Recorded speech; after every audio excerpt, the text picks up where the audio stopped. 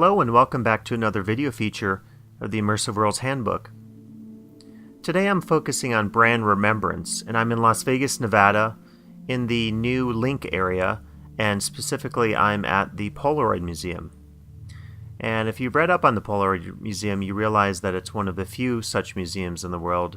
And what also makes it interesting is that it's on the second floor of the Polaroid photo bar. And as you'll see in my other video, specifically on photo bar itself, the concept behind the photo bar and the accompanying museum is to really celebrate the brand, the Polaroid brand, even in its decline that we've witnessed in the last few years. And we're witnessing and viewing some images here from the Polaroid Museum, which is up on the second floor above the Polaroid photo bar.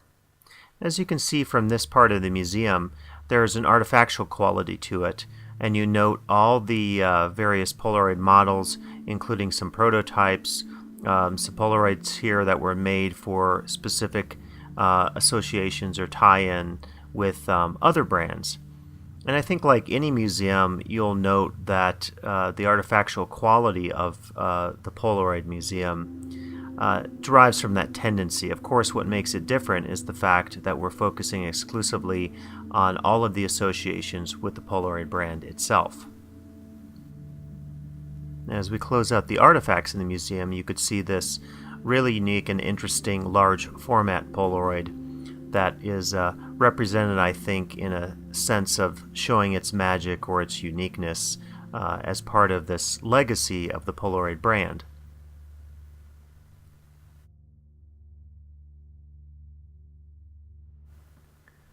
In the next part of the museum here, you could see a reference to Steve Jobs and also some of the key figures who developed the Polaroid cameras.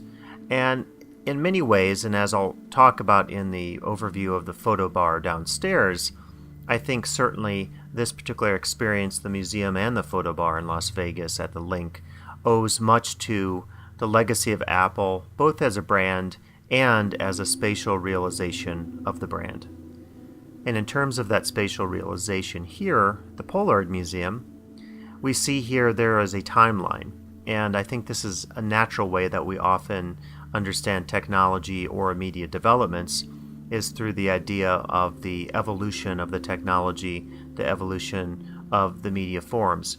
And I think in the case of Polaroid, this is particularly important as the brand has been waning over time, in no small part due to the advancements of mobile media, cell phone cameras, and Instagram and other applications that are intended for capturing photography and moments in a person's life.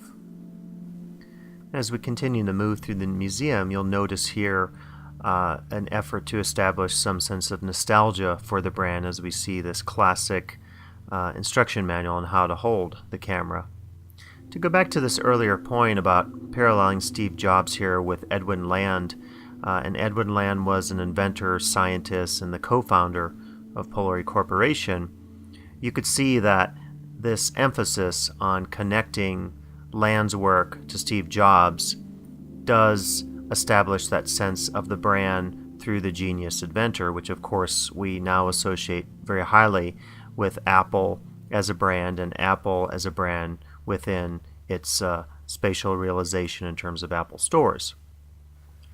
And here at this section of the museum, we see the iconic Andy Warhol, an important moment, I believe, in terms of the Polaroid and in terms of photographic representation. And this is a point in the museum where you actually see with these Mylar balloons that they've achieved movement. And the one display I think that would look like something you would see in the MoMA or any contemporary modern museum of art.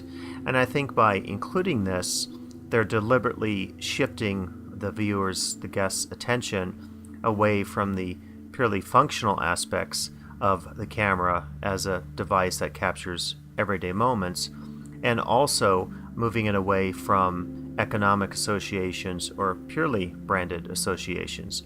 And so in that sense, they create in this museum more the sense of conceptually the aesthetic side of Polaroid, the camera, and the brand. And as we close out the look at the museum here, you see the representation of thousands of Polaroid images, and like this Warhol exhibit before it, I think it does show the aesthetic side and the conceptual side of the Polaroid and Polaroid images. And more importantly, I believe, as you can see from the caption above, this is a form of instant storytelling. And I think what this does is to create an association with the guest in this museum-like space, and this is especially important as the guests will go downstairs and visit the photo bar and presumably purchase merchandise and also pay for prints from their digital images. So please come back and listen to that additional video feature in which I discuss the Polaroid photo bar.